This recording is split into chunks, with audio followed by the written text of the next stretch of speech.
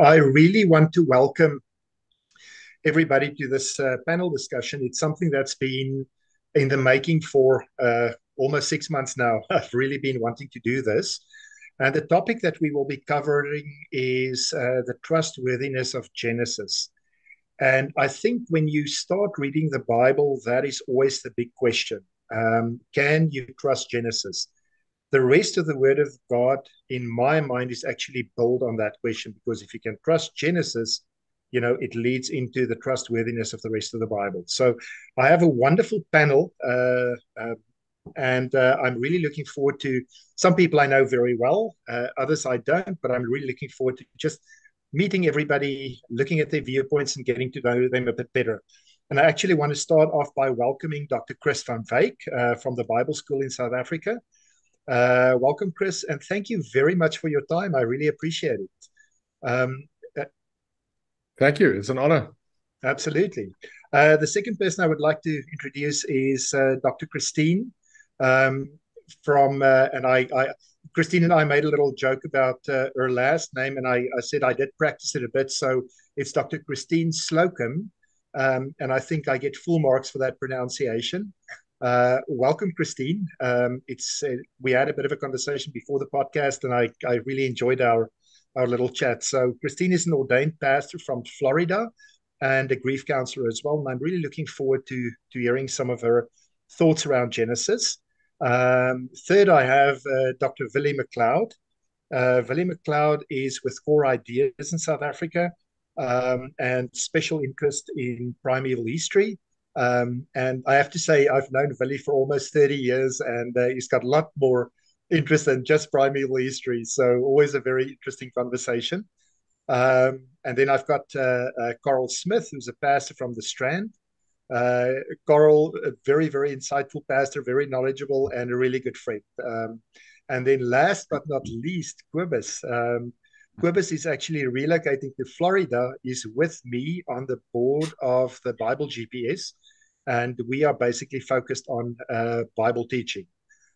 So really, really happy to have you, Quibus. I know sometimes our responsibilities sort of split up and we don't always have a chance to be on the same podcast. So That's yeah, right. so really looking forward to that. And for myself, as I already mentioned, I'm on the board of directors for the Bible GPS. I'm located in Canada, and Quibus sort of abandoned me and moved to Florida. So It's too but cold there. it's too cold. Absolutely. So, as I said, we will be covering the trustworthiness of Genesis, and I'm going to hand over to Quibus. Quibus has a really interesting story and experience that he would like to share that will probably get us starting off and moving in the right direction. So, over to you, Quibus. Thank you, Lebay. Yeah, about 2 years ago, I officiated at a wedding. It was on a farm, so it was outdoors. And after the ceremony, everyone went to their cars and took a break before this, the party started.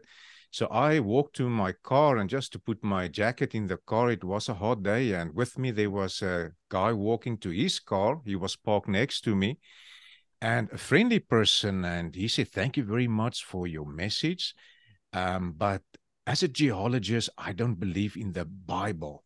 I said, "That's interesting. I would like to know more." And then he said, "You just opened the first book of the Bible, the first chapter, and that gave me enough reason not to believe in the Bible." And then I asked him, "But how do you read Genesis 1? And then he said, "But how can God create it in 6 days? How can there be on the first day light, and only on the fourth day the sun, moon, and stars?" So I said to him, "But you need to read Genesis 1 as a song and not in a literal way." And I explained to him a little bit, and I could see he was a bit puzzled. And then I just sensed there that it is so important to have the right understanding of Genesis. So my question to our panel today, with so many clever people here, why is it important for us and for people out there to trust, especially the first part of Genesis? Because it seems to me that people don't read the rest of the Bible because they have a problem with Genesis. And I can basically start off and throw that Vili's way. Vili, why do we have to believe Genesis is true to be able to believe the rest of the Bible? Yeah, so I think it's quite often it happens that people believe that, especially the pre-Bible history, Genesis 1 to 11, they believe that that's basically mythic. They can't trust that.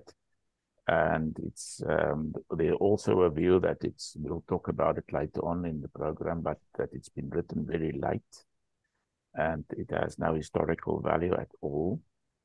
And once we buy into that narrative, it's very difficult to believe that everything that's based on that is trustworthy in the eyes of many people who read this. So from my perspective, the reason why it's important, Genesis is important, is that many of the themes that we find in the rest of the Bible, the basic themes that we find in the rest of the Bible, our fallen human condition, for example, redemption, especially also Abram being the forefather of Israel, but also of all believers. These are very important points of departure for the rest of Scripture. And if Abram was not a historical person, as is often said, and many academic Bible criticism theologians doesn't today believe that Abram is an historical person. And everything that goes before that is totally just myths and very late, been written very late. Then why could we trust the rest? It seems that the foundation would be missing. So I believe we have to start with the foundation and argue and at least make a good case why it's believable. And also how we should understand it, because it's not straightforward history like we find, for example, later on throughout the Bible. It's also different from the patriarchal history later on from Abram to the end of Genesis. So these are fascinating themes, and I think it's wonderful that we talk a little more in depth about them. So very, my very good question points. would be, sorry, Lebay, where do you start a conversation like that? Because it's huge. From my perspective, I believe that I would like, when I'm in a discussion with somebody, I would first like to get that person involved. The model that we're using is called dialogistics. It's based on what we find in Acts chapter 7, the dialogomai, the Greek word of Paul engaging on the marketplace with these people. So I would actually try to rather change it into a question and ask the person, so what would bring you to the point? What would make you believe? What would be necessary for you to believe that it's trustworthy? So I'd first like to engage that person and see what is his perspective. You've mentioned a geologist. He believes the earth is very old. So I can immediately see that in this case, his problem is with a particular view of some Christians who take the 6 days of creation as solar days. And the question is immediately, is that a good hermeneutical approach to the text? Which I don't think, but we'll talk about it later on. So I think every particular situation, every person that we engage in conversation has a different perspective, different problems. So we have really to listen. I think that's the first point with this kind of discussion. If I have a discussion with somebody, I believe the first point is to really listen to the person and hear what is their concerns. Yeah, I think. And I just wanted to, sorry, Kobus, just to interrupt. I just want to clarify as well as there's a difference between dialogistics and apologetics. With apologetics, we go in guns blazing, and it's a bit more of a confrontational approach. Whereas what Vili suggests is to open yourself up and try and open this person up for conversation, and really, yeah. It's like listen to understand and not listen to reply. Yes, I would just like to make this remark that Kobus, the story you shared about the person at the marriage or ceremony, you did precisely this. when he said he doesn't believe, you said that is interesting, and you asked the question, tell me more. So you did not attack him, you tried to understand his viewpoint. So already you were engaging on this, in this conversation with, in a dialogue way, not confronting him. So yeah, you did the right thing, we believe. Yeah. Absolutely. Chris, any comments from your side? Yeah, it's a very big question. To know, sort of, it sets the scene for, you know, the whole thing, science versus faith. And I agree that one should have a discussion, and I like the approach of dialogistics to get sort of the viewpoint from the other person and listen very well, etc. But I think it's also very important then, because when you listen, you also you get the right to also speak, to share your own viewpoints. Yeah. And I know that not many people have scientific background, and so to talk with a geologist would be difficult for me, for instance, because I'm not trained that way. Yeah. But nevertheless, there is some scientific things that one can put into to play. I read a book the other day that talked about the fact of the law of thermodynamics, that showed that creation has a beginning and an end. The whole thing of the law of entropy, where it's just a law of this universe that the available energy will become perceptibly less and less until no processes of energy transfer will be possible anymore. So the universe will end with a whimper, as somebody said. So what I would put into the discussion is, then if I listen to what he puts on the table, I would go into this thing and ask him, how do you explain entropy? How do you think, is there a beginning? Is there an end? What's the meaning of that? To get sort of the worldview, which I presume would be a very mechanistic one. So to have the discussion then from that point on. Also, another thing, there's the uncertainty principle that I read about, which says it's called Gödel's. While there are uncertainty, the incompleteness principle, where he says that if you take anything that's made, anything that's in this world, and you draw a circle around it, you cannot explain say for instance, it's a bicycle, and the bicycle's on the ground, and you draw a circle around the bicycle. You can't explain the bicycle just by what's in the circle, by the facts of how it looks and how it works and whatever.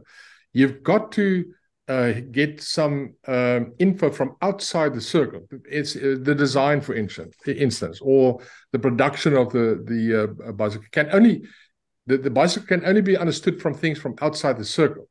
And I mean that you can sort of then draw, towards a continent and the earth and the universe, and then again ask this guy, how does he explain things?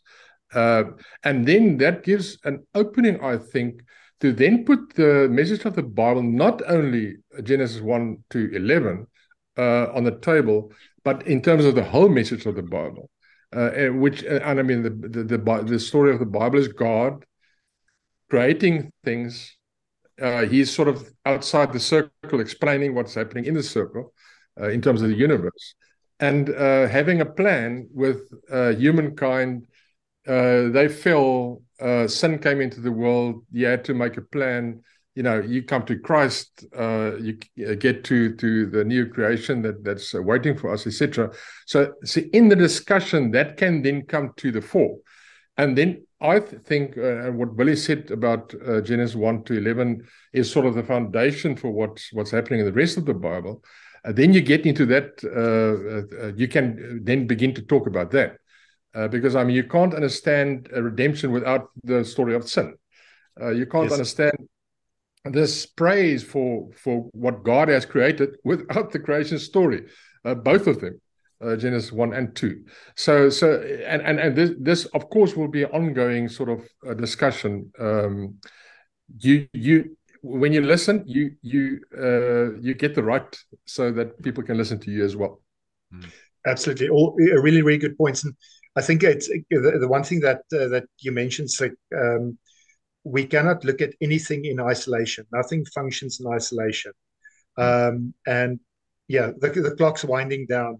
I want to ask Christine. Christine, as a counselor, when you have these types of conversations, what would be important to remember when you have these?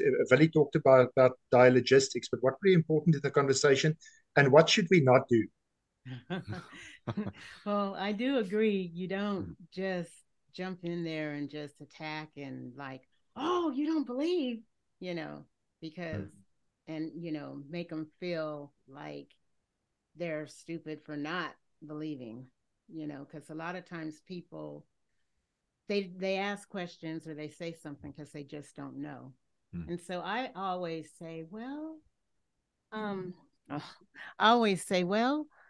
how do you think that you're standing here? I pose a question back to them, and they usually say, well, I mean, I'm here because, I'm just here. And I'll say, but how do you think you got there? You don't believe Genesis. God created. We're created beings. So who do you think created you? So you ask the question and you put it back on them. I find that in counseling, that works really well, because then you sit back and you listen to what they say, and then that tells you where they are, and it gives you the opportunity to engage them more off of what they say, if that makes sense. Yeah, absolutely. Sometimes you just need to get them to start thinking. Yes. I would just like to make a remark. I really experienced that in these times, or in the last years, that the trustworthiness of Genesis is quite an issue for many people. And where Kobus started with that geologist who said that, the creation, the explanation of creation did not make sense to him. My daughter at school is taught about, evolutionistic, how evolutional way the earth started, and in the age of the earth. But her teacher she's a very dedicated Christian, and every now and then she tells the class, this is not true, you shouldn't believe this, but we have to learn it, and then she will go on. But Kobus gave an explanation to that geologist. He said, you must remember that this is a song praising the Creator. But maybe with all these clever people here, we should say something more. How can we explain the creation story to people in these days who said, well, it just cannot be true? How should we engage with that story in such a way that they can still say, oh yeah, I can see that this is really trustworthy? Yes, it's such a good point, Carl, because our kids are raised in an environment where they are taught to ask questions, to doubt things, and I think sometimes there's also conflict between what they get taught at home and what's being taught at school. So I think a good starting point is to say, okay, how did Genesis come into being? How reliable are the manuscripts that's being used to compile the Bible, and specifically, sort of references to all of these key aspects. But so Vili, did you want to start off and talk about the manuscripts that make up the Hebrew Bible? Can I maybe throw in a question that yes, absolutely for Vili's answer? Yeah. If people say, and I get it many times, we only have manuscripts, we don't have the original copies, we only have copies. How do you go with that? Yeah, so it's quite interesting. If one think about the older, I'll just say something about the oldest manuscripts and so forth. Until 1947, the oldest known manuscript for the Hebrew Bible was the Aleppo Codex, and that was dated about 920. That's about 1000 AD. That was the oldest known manuscript until 1947. Hebrew manuscript. Hebrew of the Hebrew text, yeah, the Old Testament. So, yeah, obviously of the New Testament, there's some other much earlier texts from the 2nd century, for example. But so there were a lot of skepticism, about the trustworthiness of the text if it's so young, if we don't have an old text. And then the Dead Sea Scrolls were discovered. And they found, for example, this is actually fascinating. They discovered the whole scroll of Isaiah. And it was exactly the same. There was such small, there were any real differences between those two manuscripts. And that was fascinating because it showed that in 1,000 years, the manuscript has not changed. And suddenly it pushed back the oldest text to about the 3rd century BC. And then a few years ago, they discovered a small silver scroll from about the 7th century BC. So the problem that many people have this view that, if we don't have an early text or an early manuscript, then we cannot believe the text is old. But the problem that we have, which I try to demonstrate with, 1,000 years, and suddenly we have 1,000 years younger or older manuscript, is that in the early period, the late 1st century, the 2nd century BC, and so forth, the manuscripts were all disposable. It was manuscripts that didn't last. I'll give one example. A few days ago, they discovered a small comb, and on it, a Canaanite sentence in a Proto-Canaanite language from about 1700 BC. And this is just one of a very small amount of such Canaanite inscriptions that are available to us, but this is, it seems to be the oldest sentence. So we know they wrote, but we do not have any text, real text. They can't even from the few inscriptions determine the language. So for 1,000 years, we have about no inscriptions because the material on which they wrote didn't last. It was most likely papyrus. And we have, take for example, also, the Phoenicians. They must have had lots and lots and lots of documents. And none of that has come through to us. Everything has disappeared in history. So that makes it slightly difficult because we cannot go and show, here's a text that Moses wrote. But just the problem with history and archaeology is that so many things are not available to us. But because we have these old texts and because of what I've just demonstrated and many other things that we'll hopefully talk about and what we find when we go and look not only at the manuscripts, but also in what we find within the manuscripts. That's extremely important. We can make a very good case that the text of the Bible is very old. Yeah. Yeah.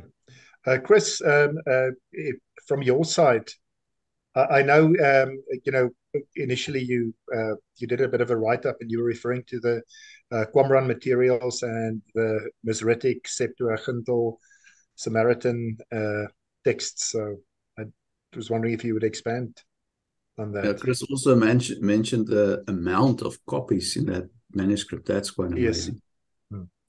Yeah, there's a lot of manuscripts. There's more than 12,000, I think, Hebrew manuscripts that's available to us. And the fascinating thing is that there's sort of 4 families of texts which we see in Qumran. But the fascinating thing is that they differ in detail. Chris, can you just elaborate what you mean by Qumran? Qumran is the people Dead who don't Sea, know. the Dead Sea Scrolls. Qumran is the place, the caves where they excavated these clay jars with the manuscripts inside, and there's a lot of them. I think about 200 copies of the Bible, or a text of the Bible, like the Isaiah scroll, etc. So there's differences in the scrolls that was found there. 35% of them are, as we know it in our Masoretic text, the text at the foundation of the Hebrew Bible that we have. But some are with the Samaritan Pentateuch. There's certain differences in that. Sometimes the name of God is spelled differently, and it is also the Septuagint. There's a few copies of Hebrew manuscripts that was definitely based, or the Septuagint, the Greek translation, was based on those family. But only 5% of the material is that. So 35 and 5%, so that's what 45% is sort of traditions, and the rest are sort of not aligned to any tradition. It's just text but still basically the same as the other text. But what we find is that and I hope I'm not going into too much detail, but what we find is that Please do. the Masoretic text, and I'll explain just now about the Masoretes, but the texts that were found there at Qumran, and the copy of Aleppo and Leningrad, etc., that was found in it's dated to 1000 after Christ. It's basically the same. But just to give you just the inkling of how, with what great care was the text preserved. There was an oral tradition, of course. We see that in the Bible as well. We're talking about the fact that they've got it, Deuteronomy 6. Talk to your kids about what I've commanded you. Talk about it every time. So the oral tradition was very, very paramount in Israel, spiritual life.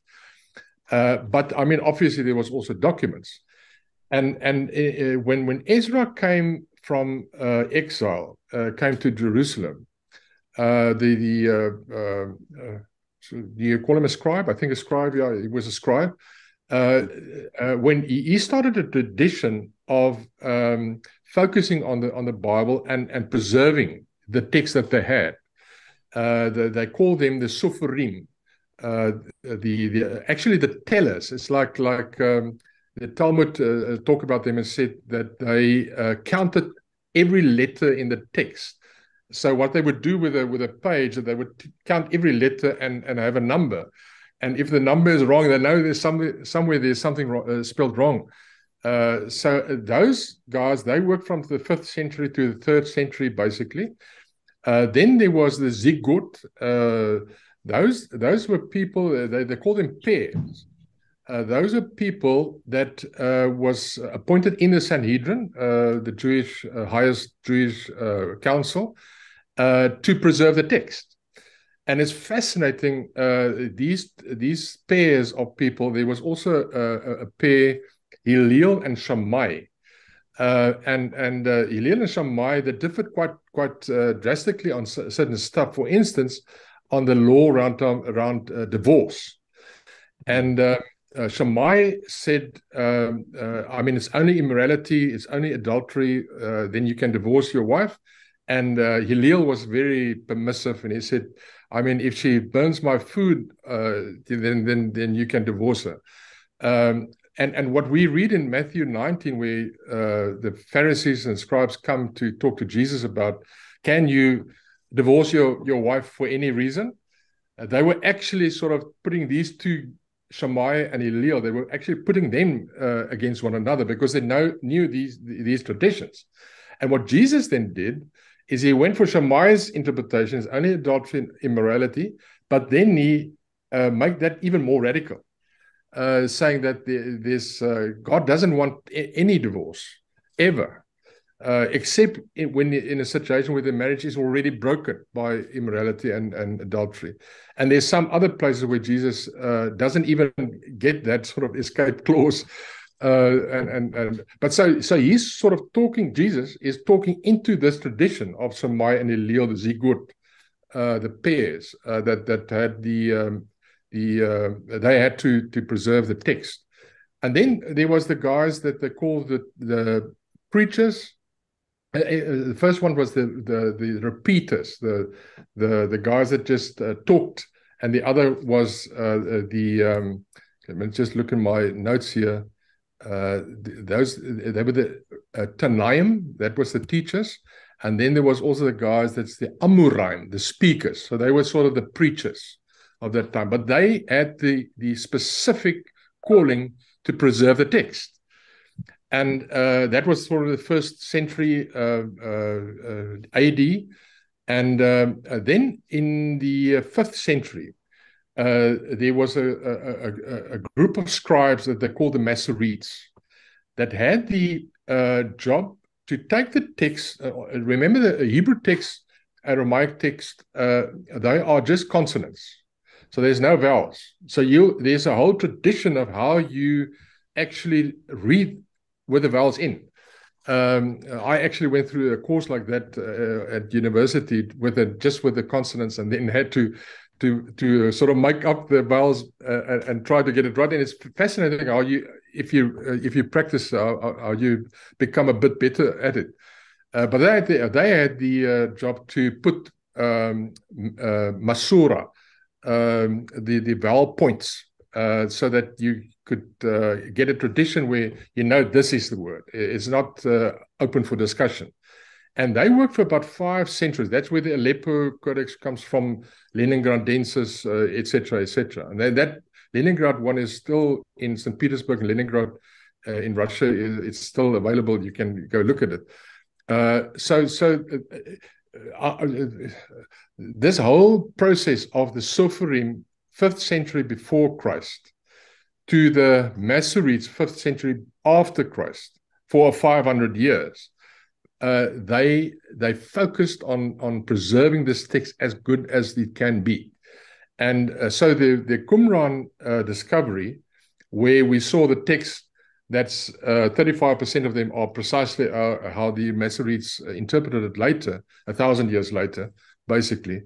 It just gives us a very good inkling of the trustworthiness of the text.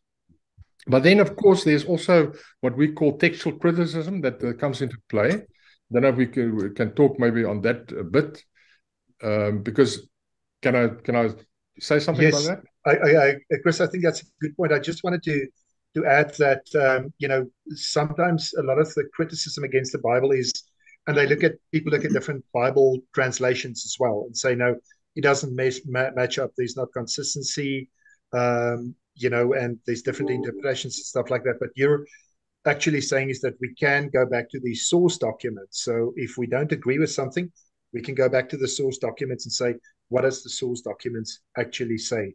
And I think this is where the textual criticism comes in as well. So, yeah, back to you. Just say something before you go into that, Chris.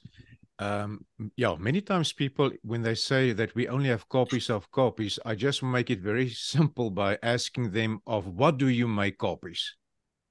In today's world, you make copies of things that's very important to you. Yeah. That's a very good point. But so textual criticism is what we call lower criticism. It's not the higher criticism of the source theories and those type of things that actually just make the Bible very unreadable. Because if you separate it into sources, then it's atomistic. You can't sort of get the message of the Bible, in a coherent way from that. But the lower criticism is actually saying, okay, we've got 12,000 Hebrew manuscripts. That's what it is. We've got about 2,000 Septuagints, the Greek translations. We've got the Latin, the Vulgate. We've got the Syriac. We've got the Coptic, etc. And all those are preserved, and a number of them are very, very old as well. the Vulgate, for instance, is basically based on the Septuagint. But not to go into too much detail there. But what in textual criticism, what happens then is you've got all these copies and all these translations, and then you can look at a verse and you can say, okay, this is what this copy say. This copy says a different thing. Then you ask yourself, okay, is there maybe a spelling mistake? Is there maybe the guy was copying, but his eye shifted, so he left out a letter, or he put the one letter to the next word and made something very different from that word. So if you've got these many copies, you can start to see trends, and you can start to see where people made mistakes, and of course you can see where they compare very well. So it is in a certain sense a science, because there's rules that you can apply, but it's also an art, and that's where the translations come in. Because when you translate a language that's actually dead, in the sense that nobody talks biblical Hebrew anymore today, then you've got to sort of it's an art. So sometimes you get it right, and sometimes you don't get it right, and that's why we also use different, say for instance, English translations of the text that we've ascertained is the best text because of the previous translations. Then we can sort of also look at the translation we've got now and what makes the best sense of the text. And it's a science, it's an art. There's rules, but there's also this intuition. And I think in a certain sense, we would, there's also a spiritual side of it, that you just, God speaks through the text and you hear him speaking to you. So it's basically science and art. So I can mention that. Oh, sorry. Okay. So I have a question. How would you, if somebody came up to you and said, what translation of the Bible would be best for me to read? What would you tell them based on all the different translations and the writings? What would you say to them? Well, there's more than 2,000 now. I would start there. Pick one, But yeah, there's different families of translation. Basically, the one is a dynamic translation. So what the translators think about is what did it mean? Say, for instance, Genesis 1, in the beginning, God made the heaven and the earth. What did it mean for the first persons that listened to that? And we are now in different contexts. What will it mean to us? And get a dynamic translation of that, so that what it meant to them can also mean something to you in a sort of similar way. So that's a dynamic translation. And then you also get the direct translation. The ESV, for instance, is a more direct translation. So sort of the ideas, the Hebrew ideas and Greek ideas, Aramaic ideas in Daniel and so forth, you try to get that across as it was meant that time. So it's a bit more distance in terms of, it's sometimes very idioms, for instance, you don't understand except if you go read a commentary or whatever, because it's very direct. I prefer those just because it gives me more of an inkling of what happened. How did it sound then? Because I've got access to commentaries and so forth, so I can have the dynamic explained to me, but I want the direct one first. So the ESV, NIV, that's sort of the two families of translation. NIV is more the dynamic one. It's still very, very accurate, but it is more a dynamic translation. And the ESV is one. I also use a Net Bible, New English Translation. That's also a beautiful one because it's got 60,000 notes. In the Bible app YouVersion, it's got the Net Bible for free, and there's so many textual notes in there. It's just a gold mine. That's also a direct translation. If I can just give an example of a dynamic and literal translation, if you take Romans 12:20, where it says, if you give your enemy something, that you will heap coals of fire on his head. That is the literal translation, but a dynamic translation will translate that to blush with shame, because it was an idiomatic expression. When you blush with shame, the idiomatic expression is to heap coals of fire on his head. So the dynamic translation translates the meaning. Perfect. And I would, to answer a very short version of my answer, Christine, is if somebody's growing in his faith, I would go dynamic, even a paraphrase, the Message or so. If you are deepening your faith, I would go more to the direct route. Okay. Good answer. Thank you. People ask that question a lot. Yeah. Willie, you wanted to add something as well. Yeah, I just want to say something about the Septuagint.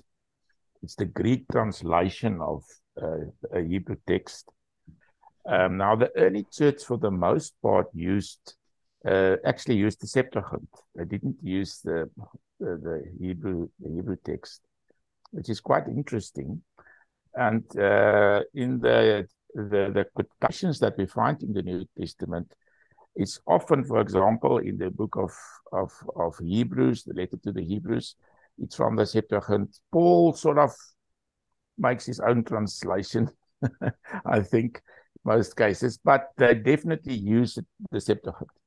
Now, in the 5th century, they developed a view that why use a translation if you can use the original Hebrew text? So the church moved back to the Masoretic text. And since then, the Masoretic text had been important in the church. But with the discovery of the Dead Sea Scrolls, it was found that the Septuagint was actually not a translation of the Hebrew text as we know it.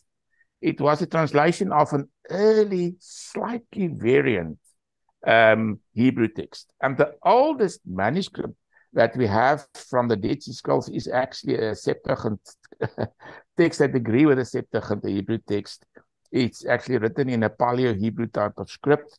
And why I mention this, it's very small differences, but it might be very important. For example, when it comes to dating, there's quite a difference between the Septuagint and the Masoretic text. And I have found, we don't now have the time to discuss this, it's a whole topic on its own, but this dating in the Septuagint can be closely aligned with the secular history, which is not always possible with the Masoretic text. And that shows the reliability of the text, because the dating that we find in the Septuagint point throughout history, can be closely aligned. There's very lots of debate even regarding secular dating and chronologies and so on, which is also a field that interests me a lot. I've also published in that area. But I can just mention, when it comes to the trustworthiness of the Bible and Genesis and Abram, even the Septuagint is an extremely important factor in my calculation now. And really, sorry, go ahead, Chris. Can I just add to that? The thing is, the Orthodox Church today still uses the Septuagint as the sort of the basis for the Old Testament. The Vulgate, which is the official, was the official Latin translation of the Roman Catholic Church, they also have the Septuagint at the back of that. So it is quite widespread what you say, but the reformers went back to the Jewish interpretation, which is the Masoretic one, which is the tradition that they choose, above others. But that's where textual criticism becomes so important, is because you sit with every text, all the translations. And in the Septuagint, there is a Hebrew original text behind that, and then they make their decisions. And I wish we could talk about this, but Genesis 5 and 11 with the genealogies, where the Septuagint is basically about 1,200 years earlier if you combine them than the Masoretic text, and it helps one date the flood, for instance. I've listened to you on that, but let's not go into that. Just to say that that's where textual criticism works with all the text and make a decision. Yeah. Willie, I don't know. Sorry, I don't yeah. know how we do for time, but suppose that geologists would ask us the question, why do we believe in Genesis as trustworthy? How would we answer it shortly? The problem is shortly. That's the problem. 5 hours. An elevator speech. Why do you, as a Christian, trust Genesis? And for that sake, the rest of the Bible? Well, I think we should also distinguish between, you say, why do I, as a Christian? But I'm also a philosopher and a scientist. Great. Yeah. And it depends on my hat, you know. When I carry my science hat, it's still again fascinating, because we find that some people, some Christians, for example, reasons to believe, has actually in a fascinating way showed how what we read in Genesis can be aligned with what we find in scientific theory today. For example, and they accommodate and accept the Big Bang theory. So they would say that God said, let there be light. They would relate that to the Big Bang. And then step by step, in great detail, they show how these two, the biblical text and scientific theory, can be aligned, which is fascinating. I personally feel the Bible wasn't written as a scientific text. So, you know, that's not really my approach, but it's fascinating in my view.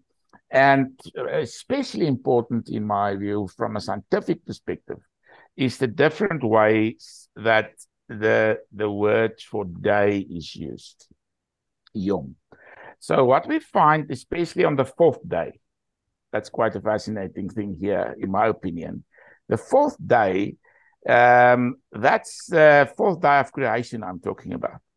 So on the fourth day of creation, we find that mention is made of both days, both the day of creation as well as the solar days.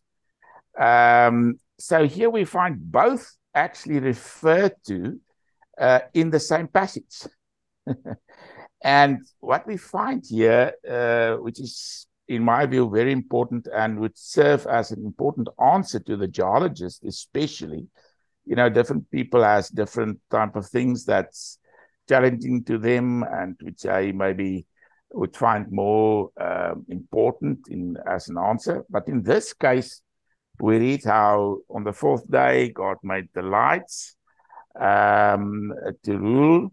And then we read this, and God set in the firmament of the heavens to give light on the earth, except then, the sun and the moon and the stars, and to rule over the day and over the night, and to divine light from darkness. And then he proceeds, and what he says is quite interesting, is that these two, let me just read slightly earlier here. I see I've went too far. It's verse 14. On the fourth day, let there be lights in the firmament of the heavens to divide the day from the night, and let them be for signs and seasons and for days and for years. So once the lights in heaven appear, for the first time, we read here that signs, seasons, days, and years commenced, which makes perfect sense, because you can't have solar days without the sun. That's quite obvious. So this shows that, in my opinion, and I think for this particular person, this will be very important, the fourth day of creation is obviously not a solar day. It's a period. So there are different creation periods. On the fourth period, God created when the sun and the moon and the stars became realized or visible. That was also when solar days became a reality for those on earth. So I think just to again, this is for this particular person. This will be an extremely important point to make, to show the earth was not created from this perspective, in this view, in 6 solar days. You don't need to take that as a basis in explanation for Genesis, and this is what the Bible says. This is often taught. The Bible does not, in my view, say that. That's just an interpretation. And we do find a good interpretation, which I've just explored a little bit, that aligns with the scientific perspective, where you can have 6 days of creation. That's actually quite long periods of time, and we don't need to read them as solar days. So we're sort of heading into the last 10 minutes of this discussion. Willie, would you like to just sort of expand on it? I know Carl might want to pitch in as well. Just talk about creationism, evolution, and everything that encapsulates that. Because I think that's one of those things that our kids in school have to deal with on a daily basis. Yes, but I can just mention that this is actually quite a broad topic, and we actually need a whole discussion on this to really do right to it. Yeah. But what I can say is, when you go to Genesis 1, you'll see God, different words is being used. We, for example, find that God created, that's used. We find that God made. We find that God formed. So all these different words are used to explain how these things came into being. So I believe there are different processes. We read, for example, let's take Genesis 1, verse 24 to 25. God said, "Let the earth bring forth the living creature." So God didn't create it, doesn't say He just created it. He said, "Let the earth bring forth the living creature according to its kind." And then He proceeds and He says, "Cattle and creeping thing, and the beast of the earth, each according to its kind," and it was so. And God made the beast of the earth according to its kind. So He's actually using this in parallel. The earth bringing forth and God made. So in my view, and also in the way that we find it later used in the Bible, various text references, for example, Isaiah 44, verse 2, where we read how how it's described how we were made in the womb.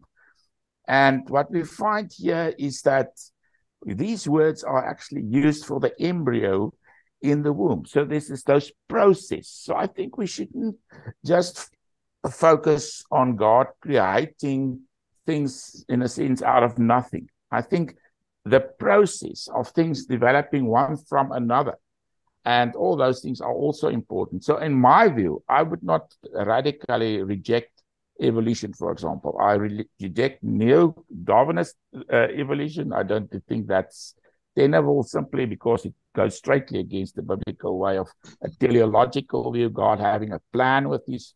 But once we find in enormous current science, for example, we have quantum biology, and suddenly the quantum physics has entered the discussion, and it's a totally new discussion that we have on the table that goes against these old views of new Darwinism, etc. Things are just happening randomly, etc. So we'll need a new discussion as Christians about these things. I don't think there's already a good worked out view on the table regarding this, but I think we should accept especially if the earth is old, is definitely more complex than is often assumed. So, Willie, can I say that God uses natural processes to create, and He's still using those natural processes? Yeah, God is involved in creation from the beginning when He made everything out of nothing. But in this process, there's instances, in my view, where God is directly involved.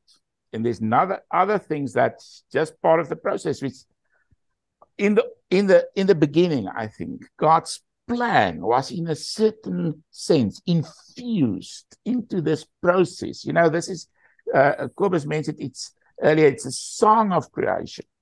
And this song, in a certain sense, God's design was fused into creation, and this process of creation started and start going and so on. So I think there's a sense in which God is actively involved throughout the history in this process. There's another sense in which something forms from something else. We should just not take only the one side and say this is the only thing, the only way to understand it. I think it's much more complex. Fantastic. I see the light just went on for Chris. I had to throw that in there. Play. Any other comments from anybody in the group, and then we'll pause for a bit, and then we can carry on with the second portion. I would like to. Sorry, Chris. I'm tempted to just say something about what Willie said, but maybe we should wait for the next one. Or do I just make... Go ahead. Please go ahead. Yes. Yield to your temptation. The first point I would like to make is that, in my view, the origin of life must have been instantaneous. And I followed the lead of Michael Behe, which says about cells that it is irreducibly complex. The simplest cell is irreducibly complex. And he uses the metaphor of a mouse trap. Mouse traps usually have 10 parts, and you can build it with fewer parts, but all those parts that make it work have to be there at the same time. So that's how a cell, for a cell to work, all the parts has got to be there. So that's the first point I would like to make. Second, and I think this is also towards the quantum biology that you referenced to, is that information does not rise spontaneously. If you don't have information coming into a system, the system can't develop information. And that's for the whole thing about DNA, etc. I think is quite a important thing. So order, and that's precisely what Genesis 1 says, comes through outside influence. God creates order from chaos. Yes. And then the third thing that that's the final one, is it's a fascinating book by Dennis Venema and Scott McKnight, Adam and the Genome. Dennis is a scientist and Scott McKnight is a theologian. And they have wrote a whole book about the implications of what DNA tells us. The mitochondrial DNA in every cell, every one of us has mitochondrial DNA, which is the energy transferring machine in every cell. It comes from the motherly side. And you can actually test for heredity because of the mitochondrial DNA. And what the research says there is that everybody on Earth, their mitochondrial DNA points to one woman as the mother, Eve, of the human race. The same is applicable to the Y chromosome in men, which can only, of course, be given by the father, and that also can be traced back to one person. So, and I'm not saying that says that Adam and Eve is sort of a definite proof that they lived, but I'm just saying that the genetic research points to a point of origin for men and women in terms of a sort of a Eve and a Adam. So that's just three things that I would like to put into the discussion on evolution. Oh yeah, absolutely. Somewhere. Yeah, I saw Christine smile when you mentioned order from chaos, because we were actually talking about that before the podcast. But yeah, when you talk about instantaneous, it sounds like you're saying the Big Bang happened, and it does make sense. Yeah. And also, if we look at the Big Bang as sort of one of the there must be light. If we couple it to that verse, it gives one of this. You see, the whole poem. I think of it as a poem. Genesis 1, a very structured poem, is written from the vantage point of a person standing on earth. So there was light, and everything happened. So it's from that vantage point of person standing on earth. So that also then, the Big Bang. There's a light. There's matter that collegiate, and you've got earth and you've got the water separated from the earth, and so it's etc. Yeah. Fascinating. Perfect. Thank you for that, Chris. So I think we'll just pause here for a second. Before we pause, Lebain. What's that, Kobus? I just want to say something before we pause. Yes. I think for me, also the overall view when it comes to the trustworthiness of the whole Bible, for me personally, it's just there are two words that come to mind when it comes how the Bible came into being. It is fascinating and it's complex, but it's fascinating. Yeah. And I tell people, no other book in the world comes even close to the Bible. It came into being. That's the oral and the written tradition about 1,500 years. Am I right, Chris? 1,500. Around about 1,500 years on 3 continents, written by 40 authors from all walks of life and in 3 languages. And it has this amazing unit, and the same message just evolved. So when you get into the Bible and read it and you experience it, you realize it is fascinating. But how it came into being, it is complex, but it is wonderful. Great stuff. Thank you.